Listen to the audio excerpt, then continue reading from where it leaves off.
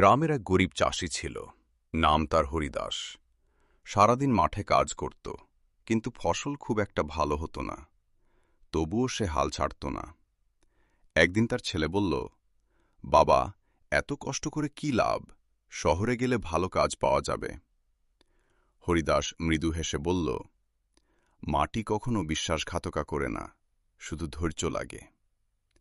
সেই বছর চাষ করার চেষ্টা করল। সময় মতো বীজ বপন, ঠিকমতো জল দেওয়া আর কঠোর পরিশ্রম, সবকিছু ঠিকভাবে করল। মাস কয়েক পর মাঠ ভরে গেল সোনালি ধানে। গ্রামের সবাই অবাক। হরিদাসের মুখে তখন শান্ত হাসি।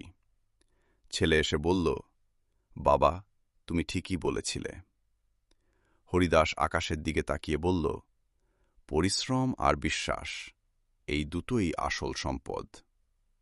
শিক্ষা: ধৈর্য আর কঠোর পরিশ্রম কখনো